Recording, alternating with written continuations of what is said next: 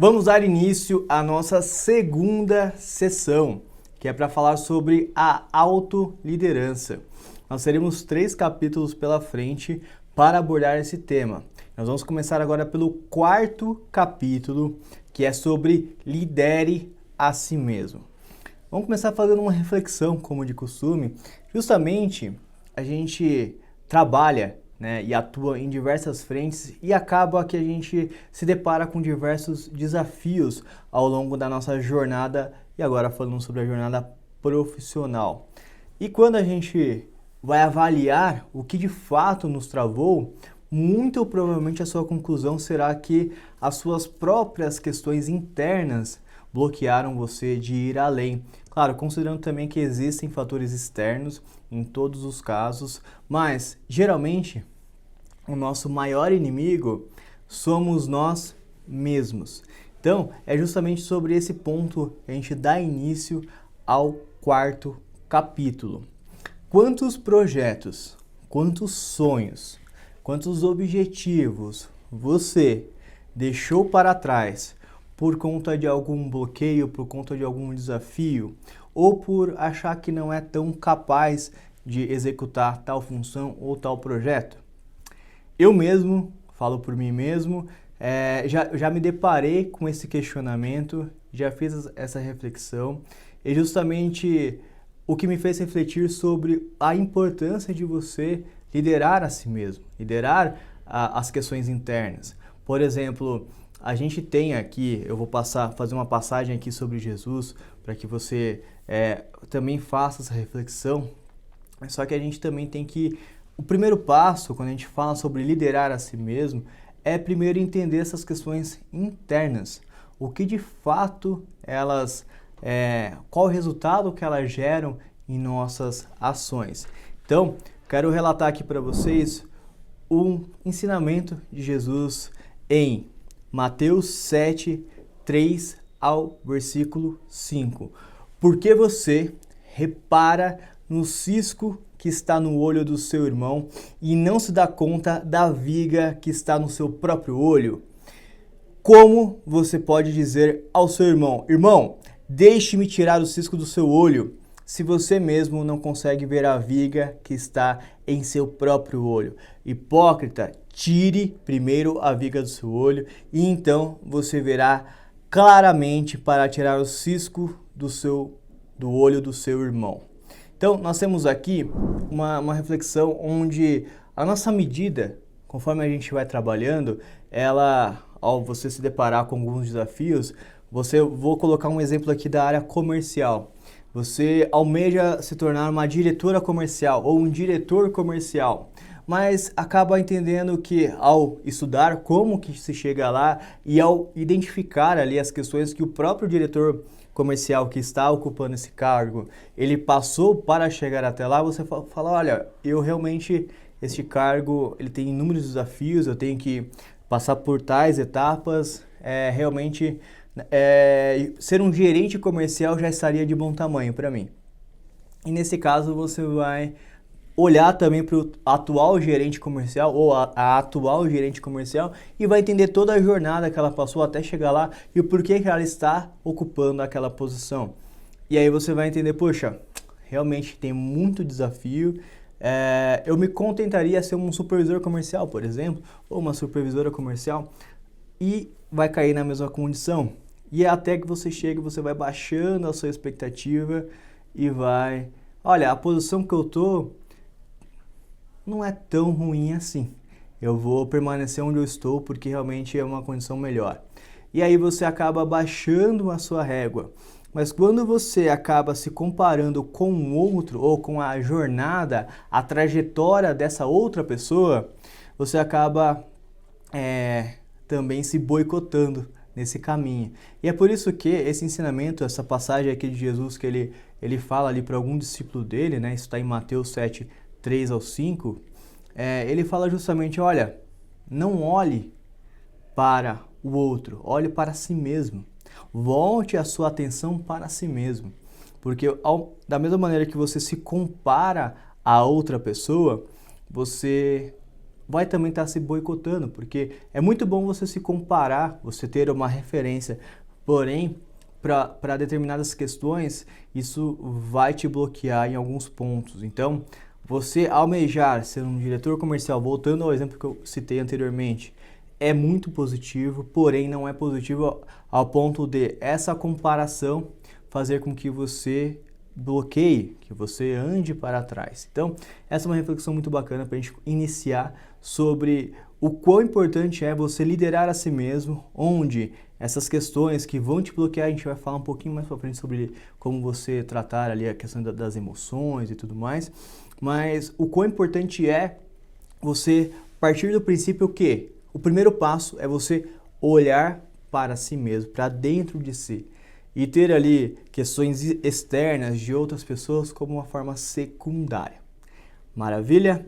Então, um outro fator também, e aí a gente já está entrando na questão de liderar a si mesmo, mas também qual que é o posicionamento desse líder. A gente tem, muitas vezes, eu não sei se você já passou por isso, tá? Mas eu particularmente já passei por isso e eu tenho como relatar aqui para vocês.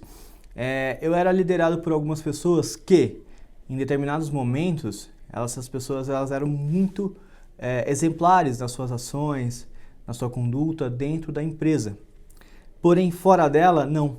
Elas traziam questões ali de mentiras, de questões que eram questionáveis ali quanto à questão de conduta, de ser um exemplo também fora do trabalho.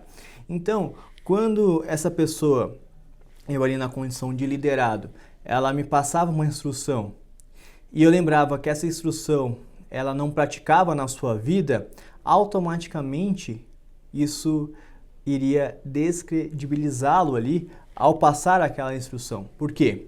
Quando alguém fala, olha, é correto você chegar cedo, mas essa pessoa ela não chega cedo, automaticamente você vai olhar, olha, ela fala, mas não faz. Então ela não tem mérito para me instruir dessa maneira. E assim vale para todas as áreas da nossa vida. Então, se você se preocupa em ser um grande líder, primeiro ponto que você deve agir é olhar para a sua conduta dentro e fora do trabalho.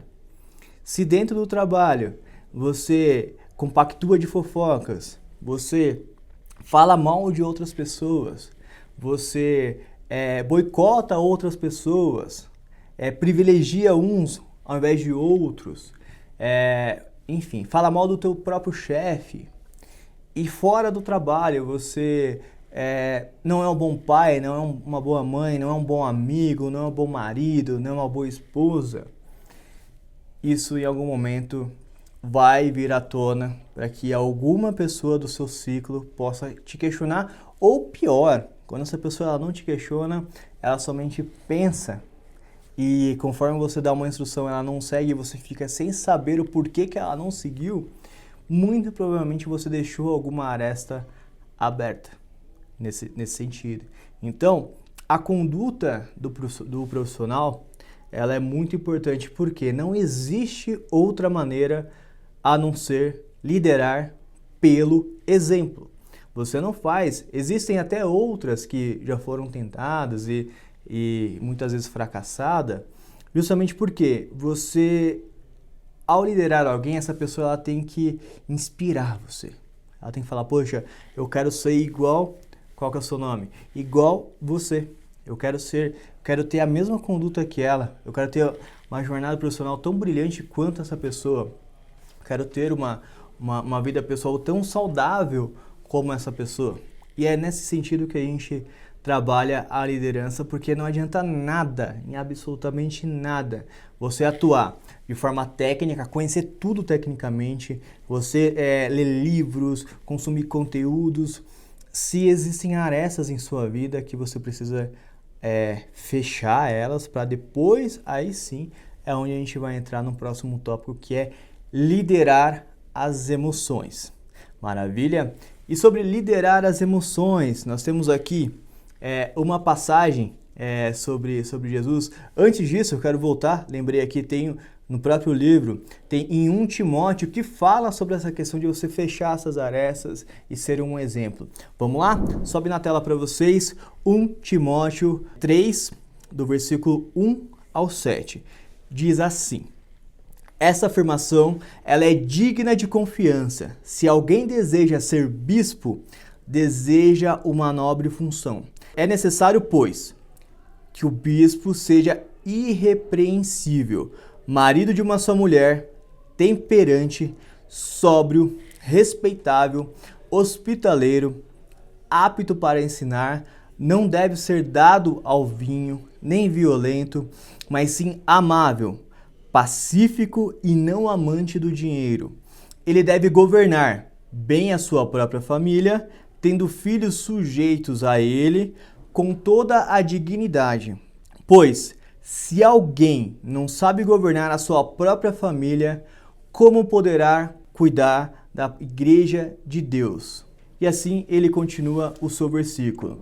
Esse ensinamento, ele questiona bastante a questão de conduta. A gente está trabalhando essas questões por quê?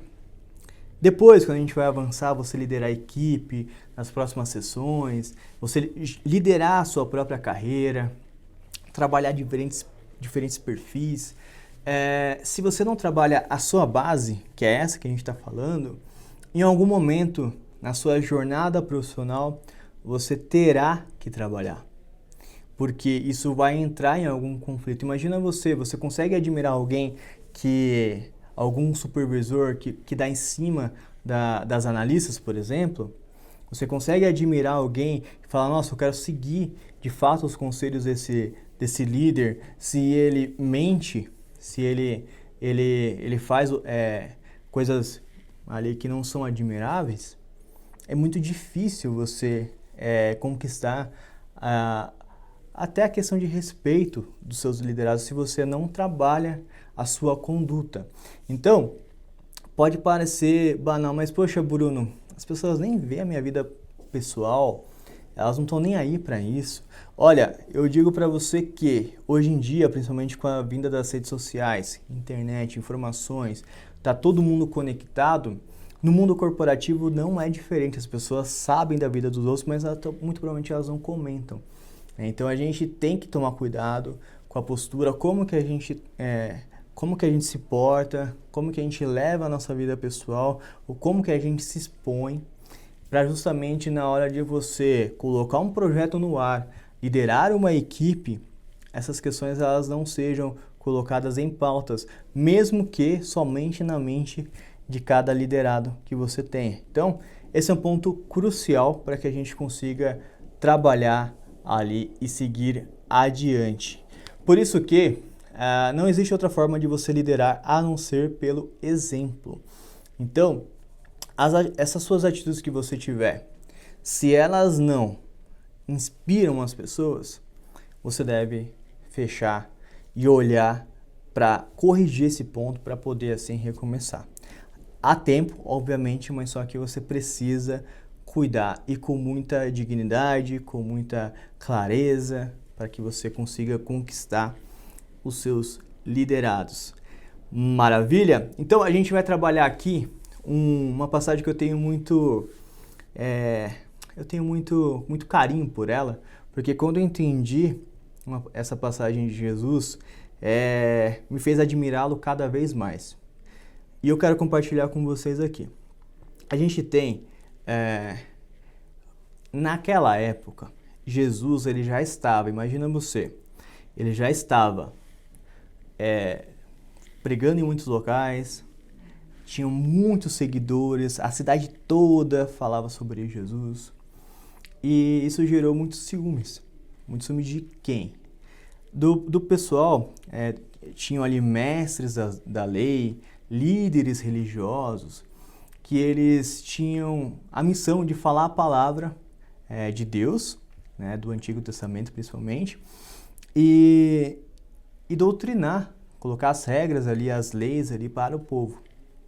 E eles falavam nas ruas, eles falavam ali dentro das sinagogas, Mas só que isso também mexia muito com a questão do ego deles, né? Eles queriam falar para muita gente, eles queriam falar para que as pessoas admirassem eles, que as pessoas clamassem para que eles falassem mais. E isso são seres humanos, né? Isso mexe com o ego. O que acontece? Aí chega uma pessoa chamada Jesus Cristo. Jesus, ele começa o seu ministério, ele leva muitas pessoas ali a entender a sua palavra, tem os seus discípulos e cada vez mais, onde ele se reunia, as pessoas elas aglomeravam milhares de pessoas. Até um ponto de Jesus até ficar se deslocando de um lado para o outro. A gente vai falar sobre isso um pouquinho mais para frente, mas ele tem ali muitos seguidores. Ele fica famoso.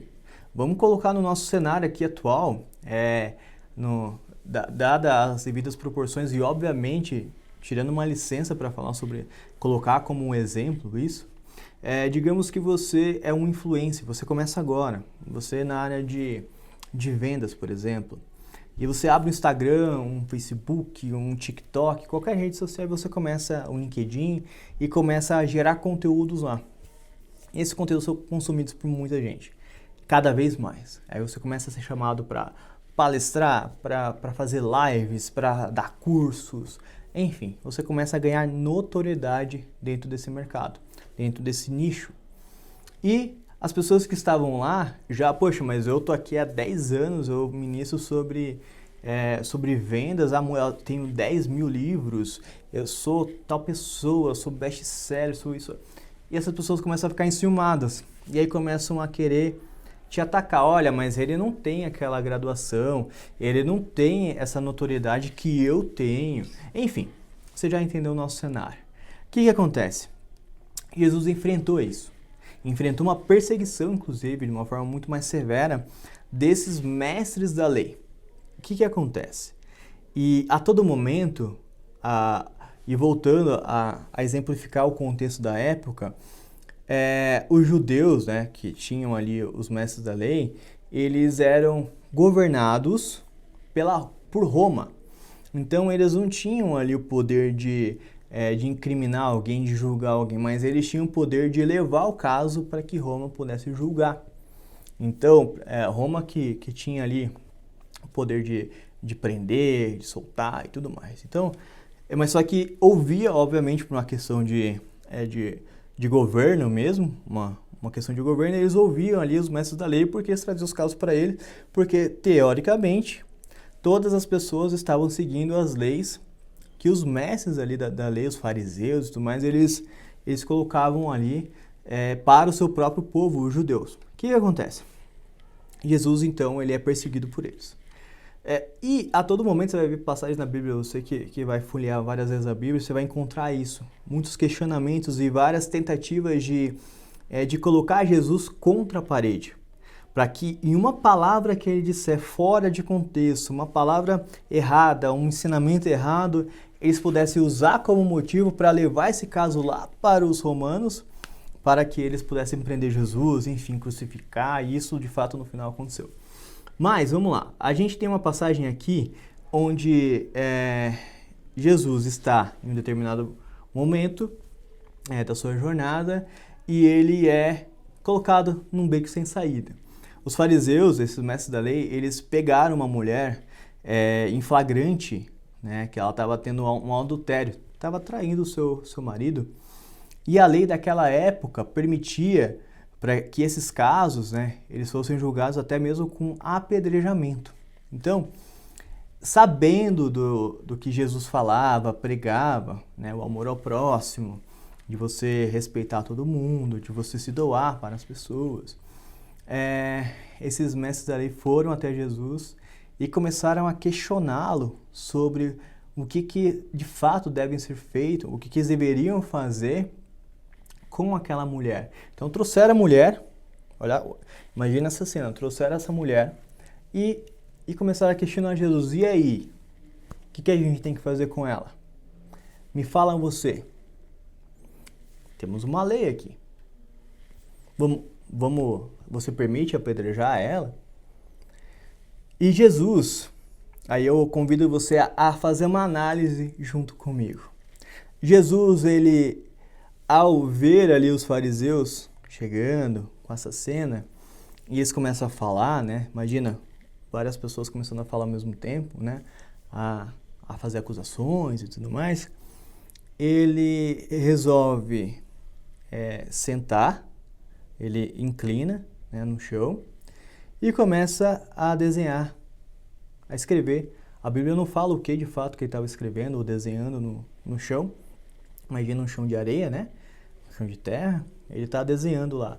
Não se sabe se era com dedo, se era com algum graveto, não se sabe. Mas a Bíblia diz que ele desenha no chão, ele escreve no chão. E ele faz isso enquanto os fariseus, os mestres da lei, começam a proferir essas questões. Olha, o que você faz? Enfim. Jesus, ele tem uma passagem, isso está em João 8:7. Ele levanta e ele diz as seguintes palavras. Sobe na tela para vocês, João 8:7. Se algum de vocês estiver sem pecado, seja o primeiro a atirar pedra nela. E aí eu convido você a interpretar isso. Depois de Jesus falar sobre esse assunto, falar, olha, quem não tem pecado atire a primeira pedra, ele se senta novamente e volta a escrever no chão. O que acontece? Vamos analisar qual que era o papel dos mestres da lei diante de um cenário como esse.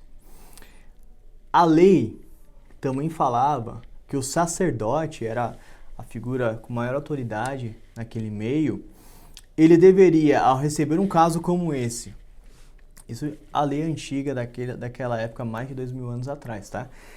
Deveria colocar água em um jarro, pegar ali o pó do tabernáculo, que era um local ali sagrado, onde somente o sacerdote tinha acesso, e fazer com que a mulher tomasse aquela água.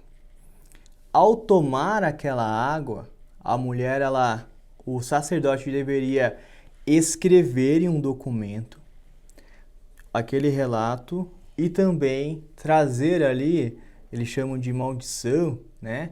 Que aquela mulher ela não pudesse ter mais filhos como um castigo a ela. Tá? E aí, dependendo da gravidade, depois poderia ser apedrejado e tudo mais. Mas, enfim, ele deveria agir daquela maneira. Mas, ao invés de fazer isso, ele levou a mulher até Jesus Cristo para tentar achar alguma aresta para poder incriminá-lo. Aí eu vou querer fazer uma reflexão com você aqui. Quantas pessoas que você já conheceu e que também você vai conhecer na sua jornada pessoal, profissional, que vão executar uma tarefa, uma atividade de uma maneira distorcida, não de acordo com a sua função, justamente porque ela colocou os seus interesses pessoais à frente. Quantas pessoas você já se deparou nesse cenário, que deveriam estar agindo de uma maneira e agem de uma outra forma por um motivo, por colocar as suas questões pessoais à frente. E é justamente sobre isso que o próprio fariseu, ali, o mestre da lei, ele se colocou ali diante de Jesus. Ele deveria estar agindo de uma maneira e estava ali querendo incriminá-lo porque ele estava tendo muito sucesso e tudo mais. E ele achava que não deveria ter tanto sucesso assim. Estava incomodando demais ali o ego dele. E, infelizmente, o humano tem dessas, obviamente, de colocar suas questões pessoais ali à frente e acabar não fazendo o que deve ser feito de acordo com a sua função. Maravilha. Se ele tivesse agido daquela maneira, ele estaria cumprindo a lei, estaria tudo certo, o papel dele. Mas não, ele decidiu agir de uma outra forma. E depois disso, outra questão também que é muito importante te falar é que, para você entender o contexto, é que todos os mestres da lei, os sacerdotes, enfim, eles, a cada período, eles também ofereciam sacrifícios ali para Deus, em troca do perdão dos seus pecados. Então, imagina só, todos eles tinham a consciência que, primeiro, o papel do sacerdote deveria ser qual? Fazer ali o registro em documento, colocar água, colocar o pó lá e cumprir com a lei. E também ali, eles também tinham a consciência de, olha, nós somos pecadores, por isso nós oferecemos sacrifício a Deus, e em troca disso nós temos o perdão dos nossos pecados. Quando Jesus, ele se levanta e ele fala uma palavra, uma frase, dizendo, olha, atire a primeira pedra quem não tem pecado, ele automaticamente está reproduzindo o quê? Imagina, tem pessoas em volta ali que não são os mestres da lei, são o próprio povo ouvindo aquilo. Ele denuncia em uma ação, em uma só frase, que todo mundo ali é pecador. Todo mundo ali merecia também passar por aquele julgamento, se alguém atirasse alguma pedra. Então, e um outro fator que ele disse, sem dizer uma palavra, era justamente sobre o papel daquele sacerdote. E quantas vezes você já viu pessoas executarem uma função e executarem uma atividade sem, no caso, que era fora da sua função, e aquilo você fala, poxa, cara, isso aqui não está correto. E é justamente uma ação que Jesus fez, ele se senta 2 vezes para poder escrever no chão. Este ato, ele denuncia o que de fato o sacerdote deveria estar fazendo. Então, você imagina, vamos recapitular. Jesus é colocado num beco sem saída, onde as pessoas, ali os fariseus, os mestres da lei, querem colocar ele preso, e ele, com um gesto e com uma frase, o resultado que ele tem é o seguinte, ele tem ali ele levanta, após dizer a última vez, né, que ele sentou, aí depois ele olha para a moça, ele fala para a moça, olha, cadê aqueles que, no caso, estavam te acusando aqui? Cadê? Onde eles estão? Aí a moça fala, não tem mais ninguém aqui. Então, eles ficaram envergonhados, todos eles, e saíram. Por quê? Jesus, ele denunciou em um simples gesto e uma frase muito bem colocada a hipocrisia daqueles fariseus e também todo o ego, tudo que estava ali imposto. E ele fala o seguinte para a moça, agora vá e não peques mais. Então, estava recebendo ali o perdão de Jesus e Jesus estava dando ensinamento para ela, você aprenda com o seu erro e não faça mais isso. Então, este ensinamento, ele nos provoca, até para a gente voltar para você entender, nós temos aqui em Números 5:23, né, que fala sobre o sacerdote escreverá essas maldições num documento e depois as lavará na água amarga. Então, Jesus, ele tem alguns gestos que denuncia ali a questão do fariseu, mas só que tem um outro gesto também que é audacioso também de Jesus, mas só que também quando alguém vai te provocar, quando alguém vai te colocar em xeque, essa pessoa ela quer minimamente a sua atenção. Então, Jesus ele traz um ponto muito bacana e também que contempla, por isso que essa passagem ela é muito especial. Ele quebra o contato visual com aqueles mestres da lei. Ele deixa de dar munição para eles ali através das suas expressões faciais, enfim, do seu olhar. E ele senta e começa a escrever no chão, denunciando mais uma vez ali o que eles deveriam estar fazendo naquele momento. Mas também ele não dá munições para que eles, em momento algum, pudessem incriminá-lo ou pudessem falar, olha, Jesus está com medo, olha a expressão dele, olha, ele está ficando vermelho. Então, a quebra de contato visual nestes momentos também é bem importante. A gente vai entender isso porque aquela pessoa que quer te acusar, aquela pessoa que quer te colocar contra a parede, ela também precisa entender se as ações que ela está tendo reflexo em você. Se você está ficando nervoso, se você está ficando vermelho, se você está ficando com raiva, E é sobre isso que a gente precisa compreender também. Qual que é a intenção dessa pessoa? O que ela espera? Como que ela espera que você reaja? E um outro fator também que a gente aprende aqui com essa passagem é justamente que o primeiro passo é você se acalmar.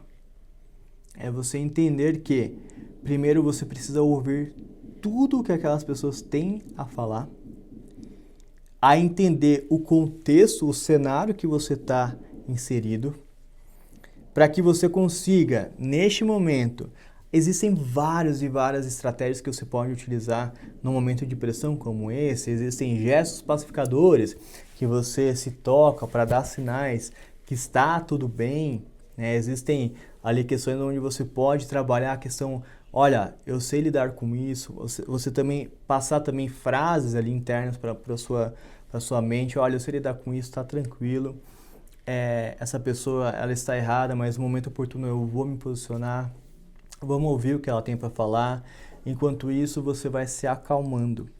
A partir do momento que você consegue lidar com essa questão, vem uma outra coisa que muito provavelmente pode te boicotar.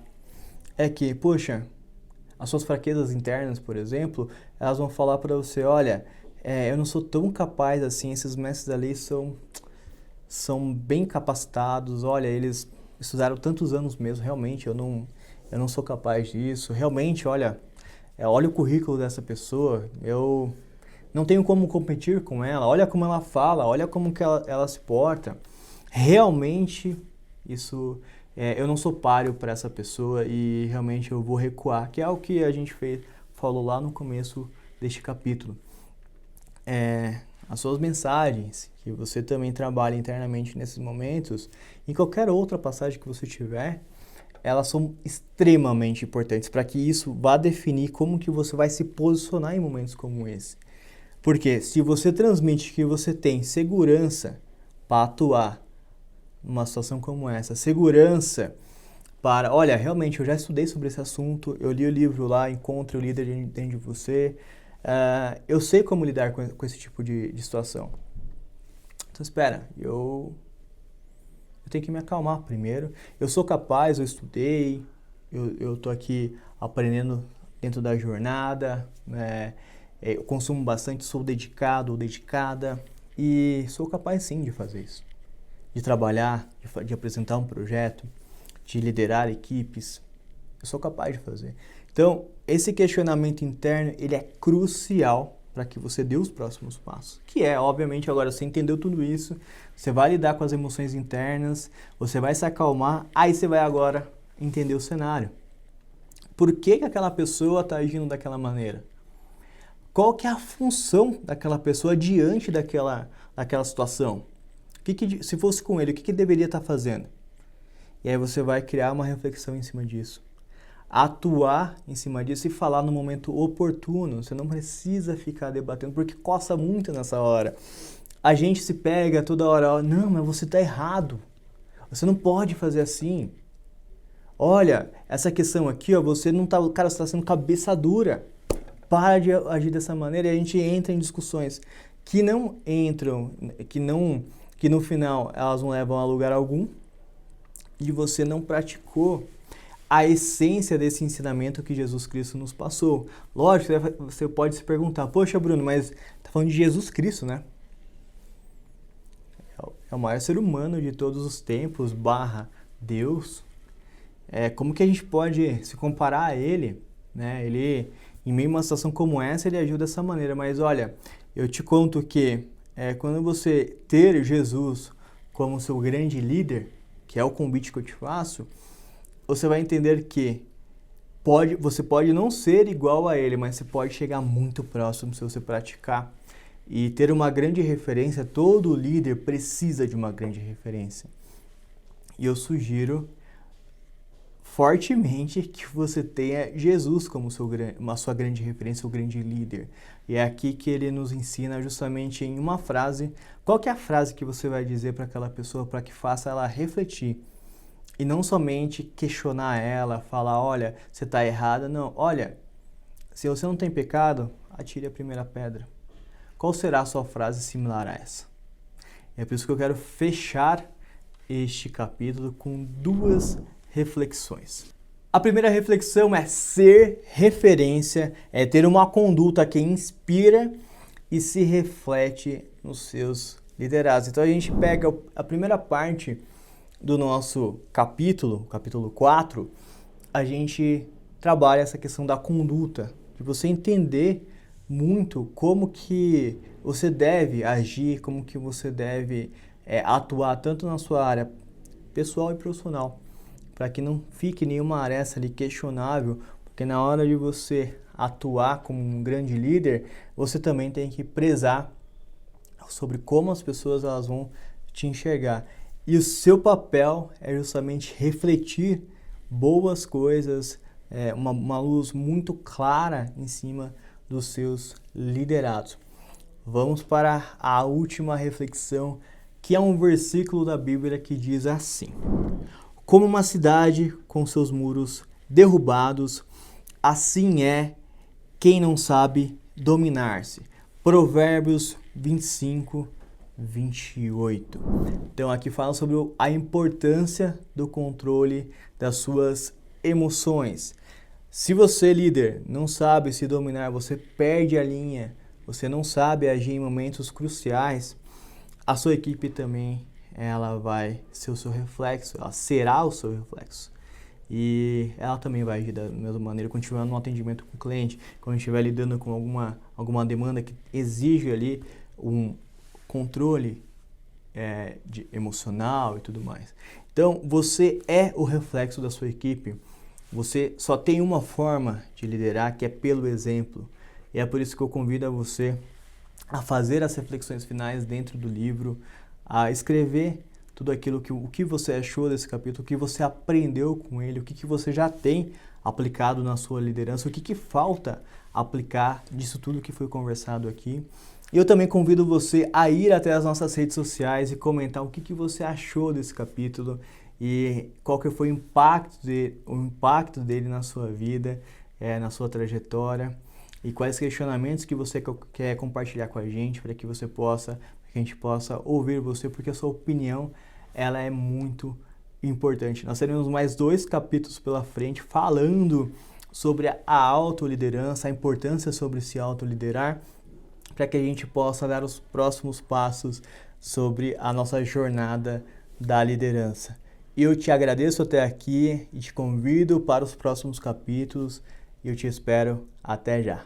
Grande abraço e até a próxima.